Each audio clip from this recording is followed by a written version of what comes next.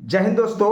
आज जो बात करने जा रहे हैं, जी हाँ दोस्तों, निर्मला सीतारमण के जो लोकसभा में भाषण दिया गया कि पुरानी पेंशन बहाल नहीं कर सकते, हमारे पास कोई विचाराधीन नहीं है। जी हाँ दोस्तों, सरकार भले ओपीएस से दूरी बना ली हो, लेकिन सरकारी कर्मचारी कभी भी ओपीएस से दूरी नहीं बना सकता।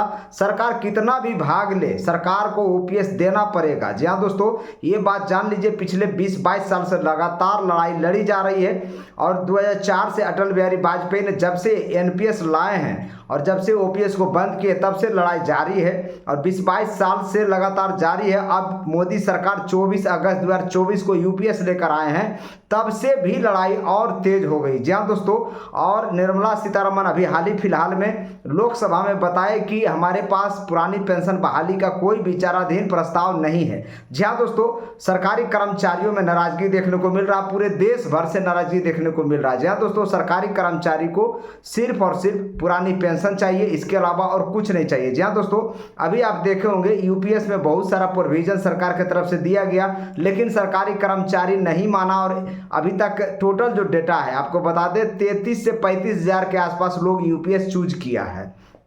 मात्र 33 से 35 हज़ार लोगों ने यूपीएस चूज किया है। वो यूपीएस चूज करने वाले कौन है आपको बता देना चाहते हैं। जो हाल ही फिलहाल में रिटायर हो गए हैं, वो रिटायर हो चुके हैं, वही लोग यूपीएस लिए हैं। आपको बता दें करीब करीब 30 लाख केंद्रीय कर्मचारी एनपीएस में हैं और राज्यों को मिला दें तो करीब करीब 1 करोड़ लोग एनपीएस में हैं। उसमें से मात्र 33 हज़ार या 35 हज़ार मान के चलिए, 35 हज़ार ने यूपीएस चूज किया। तो क्या चूज किया बताइए? पूरी तरह से फ्लॉप योजना सरकार ने लागू किया है और अभी 30 सितंबर तक इसका डेट दिया गया है। आपको बता दें 30 सितंबर डेट दिया जाए या फिर ये साल का अंतिम तक आप डेट दे दीजिए, कोई यूपीएस चूज करने नहीं जा रहा है। सरकारी कर्मचारी को सिर्फ और सिर्फ पुरानी पेंशन चाहिए और कई बार सरकार को बताया भी गया है कि एनपीएस को ही आप ओपीएस बना सकते हैं, आपके ऊपर बर्डन भी नहीं आएगा। झूठ मूठ के यूपीएस लेकर आए हैं, उसमें आप 14% जो एनपीएस में आप कंट्रीब्यूशन कर रहे थे उसको 18.5% कर दिए।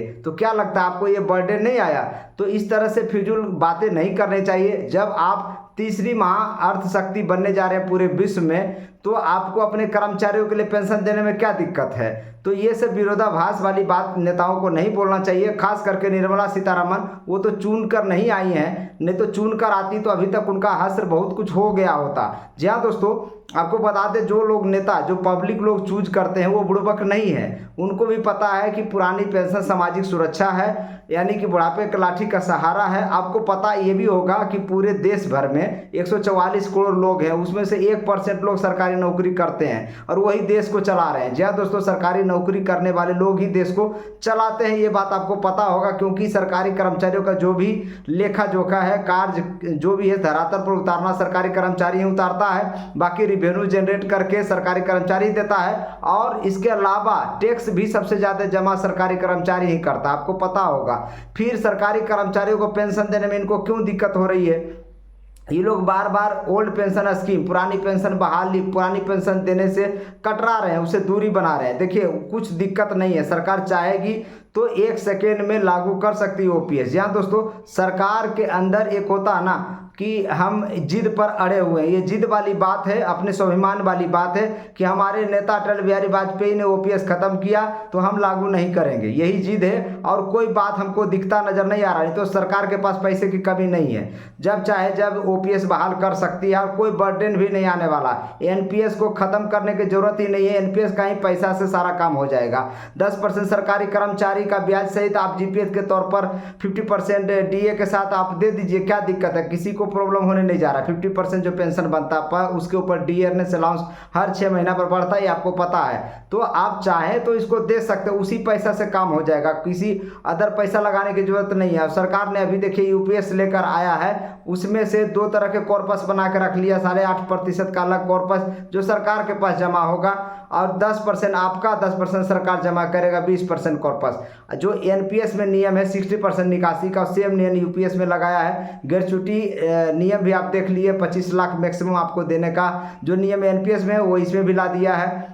जब आप सरकारी नौकरी ज्वाइन करते हैं और उसी ज्वाइन करने के बाद जैसे ही आपका डेथ एंड डिसेबिलिटी केस होता है, उस केस में तो सरकार आपको ओपीएस दे रही है, चूज करने का ऑप्शन दे रही है। तो सरकार एक कदम और बढ़ाकर ये कर दे कि जिस समय आप वीआरएस लें, जिस समय सरकार बलजबड़िया वीआरएस दे, या फिर जिस समय आप सुपरनिएशन हो, जिसमें आप रिटायर हो, उस समय ये नियम चूज करने का ऑप्शन दे दे, ओपीएस चूज करने का। किसी को कोई प्रॉब्लम होने नहीं जा रहा है। जी हाँ दोस्तों, तो इतना सरकार को करना चाहिए। जी हाँ दोस्तों, लगातार सरकार पैर पीछे हटा दे रही है। जबकि अभी आप कुछ दिन पहले, 2-3 दिन पहले का न्यूज है, उत्तर प्रदेश में आप देखे होंगे मंत्री और विधायक लोग मेज थपथपाकर, पक्ष हो विपक्ष हो, सब लोग अपना वेतन बढ़ा लिए हैं। मंत्रियों का वेतन 38% तक बढ़ गया है, विधायकों का वेतन देख लीजिए जाके 40% तक बढ़ गया है। आप सोच सकते हैं कि अपना वेतन जब बारी आता है तो पक्ष विपक्ष कोई नहीं देखता, सब लोग अपना वेतन बढ़ा लेता है। जब सरकारी कर्मचारियों की बात आती है तो चुपचाप पीछे पैर हटा लेता है और एक दूसरे को बातें फिजूल की बातें करने लगता है कि सपा के सरकार में 12 से 17 तक था, उस समय क्यों नहीं ओपीएस बहाल किए, अतः आप अभी हैं सरकार में, आप क्यों नहीं बहाल कर रहे हैं। एक दूसरे पर आरोप प्रत्यारोप झूठ मूठ के लगाते हैं। आप अपना वेतन मेज थपथपा के लगाते हैं, बढ़ाते हैं, किसी को कोई प्रॉब्लम नहीं है। कोई सरकारी कर्मचारी बोलने गया है आपसे कि क्या आप कर रहे हैं नहीं कर रहे हैं। लेकिन सरकारी कर्मचारियों का पेंशन का मुद्दा, 30-35 साल नौकरी करता है, उसके बाद आप उसे पेंशन नहीं देते हैं, ये कौन सा राष्ट्रवाद है आपका, बताइए।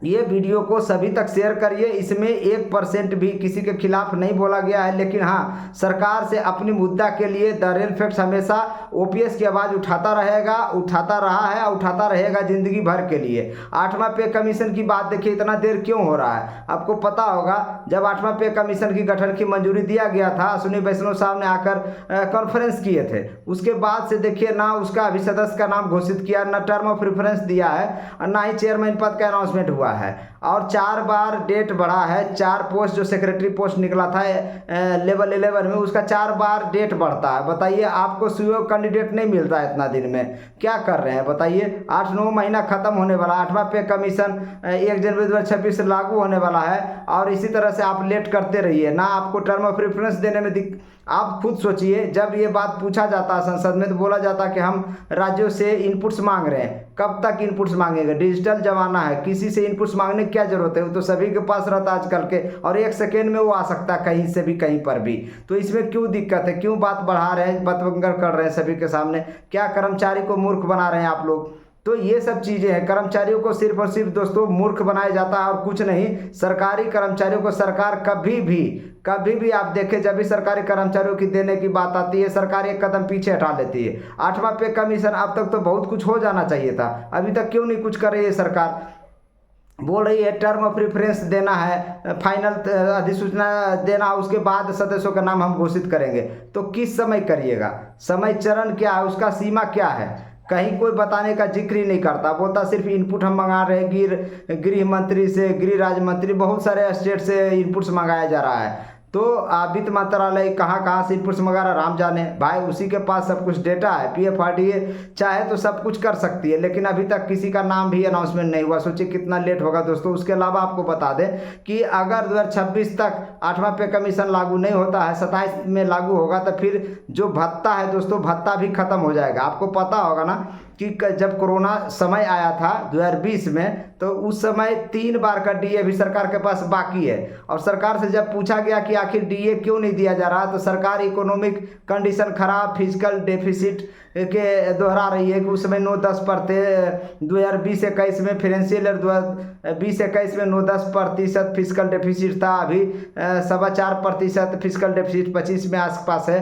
तो अभी हम देने के उस मोड में नहीं है, तो आखिर कब दीजिएगा। जी हाँ दोस्तों, ये भी बहुत बड़ा सवाल का सरकार के ऊपर उठता है, क्योंकि 3 बार का डीए मामूली नहीं है। सभी कर्मचारियों का पैसा बाकी है। जब सरकार की स्थिति अच्छी हो गई है तो सरकारी कर्मचारियों का पैसा दे देना चाहिए, वो भी अभी सरकार नहीं दे रही है। 8वां पे कमीशन जल्द से जल्द, 1 जनवरी 26 ज़्यादा दिन बचा नहीं है, 31 दिसंबर 2025 को 7वां पे कमीशन खत्म हो जाएगा। आप सोचिए 1 जनवरी 2026 से बोला गया था लागू कर देंगे पेंशन। जो कार्मिक मंत्री जितेंद्र सिंह, उन्होंने साफ बोला था कि हम 200 दिन में क्लियर कर देंगे, 200 दिन में हम 8वां पे कमीशन का सब कुछ हो जाएगा, गठन हो जाएगा, सिफारिश रिपोर्ट्स बन जाएगा, सिफारिश के लिए सरकार के पास चला जाएगा, लागू भी हो जाएगा। आप बताइए दोस्तों 2-3 महीना में ये लोग क्या कर पाएंगे? सोचिए किस युद्ध स्तर पर काम करेंगे तब जाकर भी हो सकता है, वरना ऐसे संभव नहीं लग रहा है कि 8वां पे कमीशन 1 जनवरी 2026 से लागू होगा। जी हाँ दोस्तों, वो देना तो 1 जनवरी 2026 से ही है, लेकिन उसको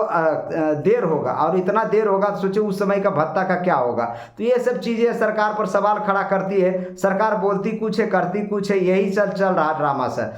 तो इसीलिए सरकारी कर्मचारियों पुरानी पेंशन की मांग पर अड़ा हुआ है, और ये खत्म होने वाला मामला है नहीं। जब तक कि ओपीएस बहाल नहीं हो जाता, ये लड़ाई लड़ते रहेंगे, और जब तक लड़ते रहेंगे तब तक ओपीएस बहाल नहीं हो जाता। सरकार कितना भी नानुकुर कर ले, सरकार को ओपीएस देना पड़ेगा, यही बात है, और इसके अलावा और कुछ नहीं। जय हिंद, जय भारत।